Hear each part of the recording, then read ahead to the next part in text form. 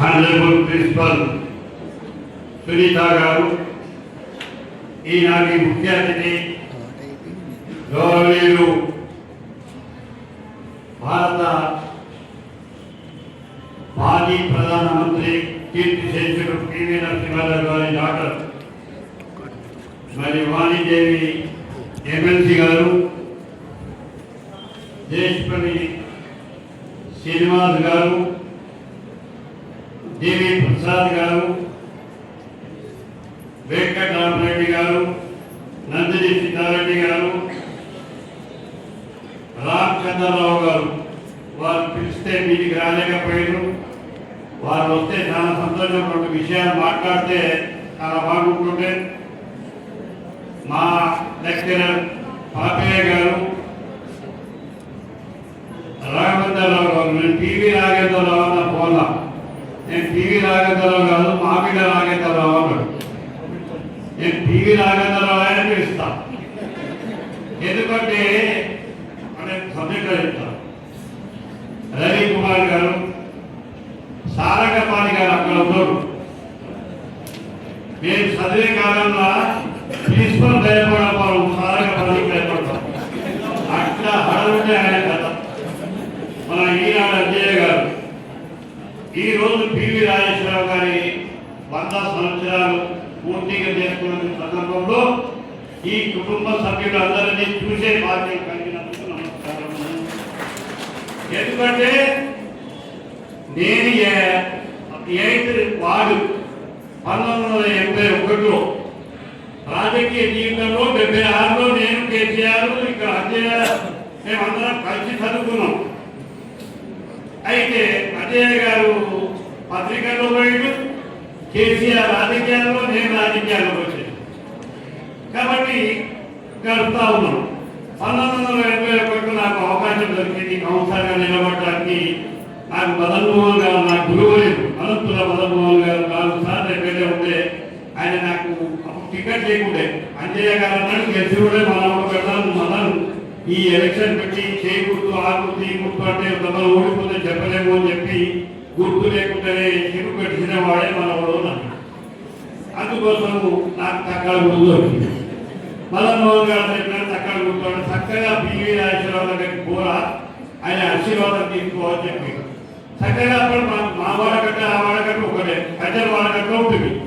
ఆ కట్టెల వాడకట్ట అక్కడ పాదానికి పక్కకుంటే మాయి రాజకోడకు పెడితే పివి రాజేశ్వరరావు గారికి. పివి రాజేశ్వరరావు గారి 10 రోజుల సంగతి అని అంటే, అదే నాకు నడవరాదు, నాకు ఒక రిక్షా అరేంజ్ చేయి. రిక్షా అరేంజ్ చేస్తే కట్టెల దగ్గర, తెలుగుల దగ్గర, జనాల దగ్గర, వైశ్యుల దగ్గర, ముస్లిం దగ్గర, నీలగడ్డుల దగ్గర, అందరి దగ్గర నాకు పరిచయం భక్తులను పిలుస్తారు. నీకు గెలిపించే బాధ్యత నాదిరా అని చెప్పాడు. ఆనాడు నాకు వ్యతిరేకంగా నిలబడేటటువంటి వ్యక్తి 90,000 ఖర్చు పెట్టాడు. కానీ నా దగ్గర రూపాయి లేదు. కట్టడ మండి ఉన్నది, ఏం చేయాలి పంతులు అంటే పంతులు 4 ఫోన్ చేసిండు. నేను 4 ఇన్ఫ్లుయెన్స్ చేసి 4,600 జమ చేసుకుంటే పంతులు పోయి చెప్పిన ఇది ఉన్నది అని చెప్తే పోరాలు గెలుస్తామని చెప్పి ఆయన దగ్గర ఒక ఆయన వచ్చింది. మత పేరు మాట్లాడాడు. ఆయన ఎవరు రాకున్నా కానీ నువ్వు రారా అని చెప్పి ఆ మత పేరు మాట్లాడితే కాల్కొని తల్లిదండ్రులు చెప్తున్నా నేను, ఆయన కాల్తో తెలియదు. మత పేరు చెప్పకు అని చెప్పి మీరు సిద్దిపేట ఎమ్మెల్యేనైనా అన్ని మతస్థులు వేస్తేనే ఆయన ఓటు నేను ఎమ్మెల్యే కాగలిగినాను, ఆయన మతం మాట్లాడతాను అని చెప్పి ఆనాడు మాట్లాడినటువంటి పివి రాజేశ్వరరావు గారు 1981లో గ్రేట్ మనిషి అని చెప్పి చెప్తా ఉన్నాను. ఈ దేశంలో ఏం నడుపుతామని అది మానేసేది. లెక్చరర్లు కానీ, ప్రిన్సిపల్ కానీ, ఎవరు కానీ, టీచర్లు కానీ ఈ దేశ అభివృద్ధి గురించి మాట్లాడదు. కానీ మతం పేరు మీద, కులం పేరు మీద, ప్రాంత పేరు మీద మన విదేశాలను పెంచి మనల్ని వేదేసే ప్రయత్నం చేయకుండా భారతదేశం ఉండాలని మనం చెప్తా ఉన్నాను. అందుకోసం ఈ కుటుంబ సభ్యులు చెప్తా ఉన్నాను, నేను నిజంగా కూడా మీకు థ్యాంక్ఫుల్ ఉండాలి.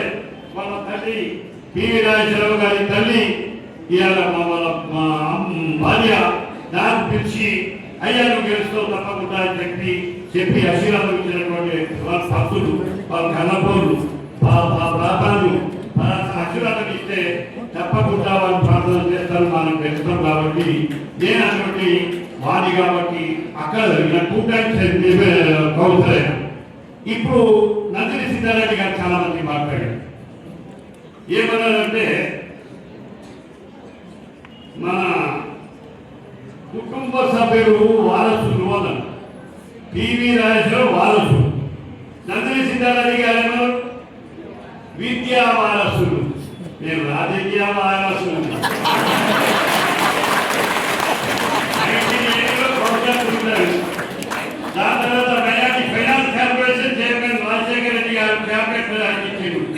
2 సార్లు ఎమ్మెల్సీ అయిన కేసీఆర్ గారు ఒకసారి ఎమ్మెల్సీ ఇచ్చిండు. సీఎం పుట్టినటువంటి గడ్డ, ఐపీఎస్ ఐఏఎస్ పుట్టినటువంటి గడ్డ, ఏసీపీలు పుట్టినటువంటి గడ్డ, డిఎస్పీలు పుట్టించినటువంటి గడ్డ ఈ కాలేజీ. గురువారెడ్డి గారు ఎంతనో, పివి రాజేశ్వర ఎంతనో, అనంతుల మదన్మోహన్ గారు ఇవాళ హరీష్ రావు కూడా అంతే. ఆయన నాకు ఫోన్ చేసి శ్రీనివాస్ గారికి ఫోన్ చేసి చెప్పారు నేను బాధ ఉన్నది. మొన్న మదన్మోహన్ విగ్రహం పెట్టి హరీష్ రావు గారు ఎంతో కోపం చేస్తున్నాం. మదన్మోహన్ గారు చెప్పారంటే ఇదే శ్రీనివాస్ పై కేసీఆర్ పట్టబోతున్నాడు. ఫారూక్ ఏం మాట్లాడుతున్నా రాష్ట్రంలో కాదు ఇంట్లో కాదా అని చెప్పిండు. నిజంగా కూడా గురువారెడ్డి గారు ఏం సంపాదించలేదు. కోట్ల మందిలో సాధన సంపాదించిన కూడా ఏం సంపాదించలేదు. ఆనాడు చచ్చిపోయిన నాడు వాళ్ళ భార్యలను పిలిచి వాళ్ళు పంతులు చచ్చిపోయిండు, ఈ బాధ్యత నీది, నువ్వు కూడా మా కుటుంబ సభ్యులు అని చెప్పి నేను చెప్తే రమేష్ అని మున్సిపల్ చైర్మన్ ఉండే, రంగారావు, కేసీఆర్ అన్న ముగ్గురు కలిసి వాళ్ళ ఆర్థిక పరిస్థితి బాగలేదున్నందున మేము ముందు నిలబడి ఆ పని పూర్తి చేసినాం. ఇవాళ మదన్మోహన్ గారు మదన్మోహన్ గారు మంత్రి ఉన్నప్పుడు ఏం చెప్పారు? బెంగళూరు, మద్రాసులు, టాకీస్లు, ఆర్పి ఇవి కథ. వాళ్ళ భార్య మొన్న చచ్చిపోయింది. ఏం ఆర్థిక పరిస్థితి ఉన్నది నాకు తెలుసు. ఇవాళ కేసీఆర్ గురించి చెప్తా ఉన్నారు. ఈ 10 సంవత్సరాల్లో తెలంగాణకి ఎంత అభివృద్ధి చేసిందో నాకు తెలుసు, ఇక్కడ కూర్చున్న వాళ్ళకందరికీ తెలుసు. కాబట్టి అపోజిషన్ లో ఉన్నవారు 20 ఎకరాల భూమి ఉండాలన్న కేసీఆర్ యాడ పెట్టుకుంటాడే 30-20 ఎకరాలు 40 ఎకరాల భూమి ఉండి ఫామ్ హౌస్ కట్టుకొని ఫామ్ హౌస్ కాదని రోజు వ్యవసాయం చేసుకుంటా ఉన్నాడు. ఇక హరీష్ రావు గురించి చెప్తా ఉన్నాడు. ఇవాళ హరీష్ రావు ఎక్కడేది లీడర్ చూడలే. 50 సంవత్సరాల్లో రాజకీయాలు ఉన్నా అంత మంచి లీడర్ దేశంలో 29 రాష్ట్రాల్లో తిరిగి చూసిన హరీష్ రావు లెక్క 3 దినాల సంది రోజు వస్తా ఉన్నాడు, పోతా ఉన్నాడు. అంటే ప్రజల్లో ఉండాలి. రోషయ్య గారు కానీ, పివి నరసింహారావు గారు కానీ, బంగాళీ పల్లెల్లో బతకది రాజకీయ నాయకుడు కానీ, రాజకీయ పార్టీ కానీ ప్రజలలో బతకదని చెప్పారు. అదే ముందు తీసుకోబోతున్నటువంటి వ్యక్తులు నేను 94లో పివి నరసింహారావు గారు నాకు టికెట్ ఇస్తే 94 నుంచి నిన్న దాకా 4 సార్లైతే నేను దుబార్ కాన్స్టిట్యూన్సీ పోయేసినటువంటి వ్యక్తిని అని చెప్తా ఉన్నాను. నేను తిరుగుతూనే భర్త, లేకపోతే మాత్రం నా భార్యను చూసుకుంటూ నేను ఇంట్లో ఉంటే మాత్రం పాత సీమ చూసినట్టే నేను బతకలేను అని చెప్పి మనం చెప్తా ఉన్నాను.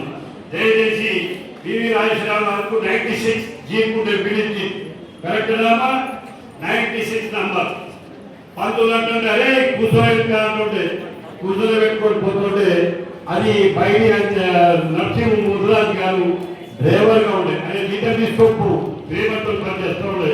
శ్రీనివాస్ గారు సపోర్ట్ కొడతా ఉన్నాడు, చాలా శ్రీమంతులు చెప్తా ఉన్నాడు. నాకు తెలుసు నేను రాజకీయాల్లో ఉన్నా, సపోర్ట్ ఎక్కువ కొట్టినట్టుకోండి. అందుకోసం నేను చాలా విషయాలు మాట్లాడాను. ఎందుకంటే రాజకీయ వారు వస్తుంది కాబట్టి ఎక్కువ మాట్లాడవలసిన అవసరం ఉన్నది. అందుకోసం దయచేసి చాలా విషయాలు మాట్లాడాలని అనుకున్నా. ఇంకో సభ జరుగుతుంది. అలా ఎల్డర్స్ వెళ్తాం. సిద్దిపేట దుబాక కాన్స్టిట్యూన్సీ సిద్దిపేటలో ఎవరెవరైతే పెద్దలు ఇంతకుముందు దశరాయ బాలకృష్ణ, రామలింగారెడ్డి గారు, కొత్త ప్రభాకర్ రెడ్డి గారు, హరీష్ రావు గారు, కేసీఆర్ గారు, దేశపల్లి శ్రీనివాస్ గారు, నేను ఎమ్మెల్యేలు పుట్టించారు, ఎంపీలను పుట్టించారు, రఘునందరావు గారు కూడా ఇక్కడ చదివినటువంటి వ్యక్తి. అందుకోసం నేను చెప్తా ఉన్నాను, పార్టీలకు అతీతంగా, కులాలకు అతీతంగా, మతాలకు అతీతంగా ఈ సభ జరుగుతా ఉన్నది. నేను కుటుంబ సభ్యులు చెప్తా ఉన్నాను, ఒకనాడు భోజనం పెడతా, అదే బ్రాహ్మణులతో నడిపిస్తా, దయచేసి రావాలని చెప్పి నేను కోరుతా ఉన్నాను.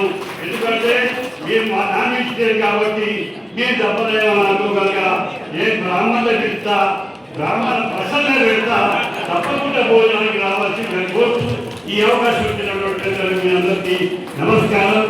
జై తెలంగాణ.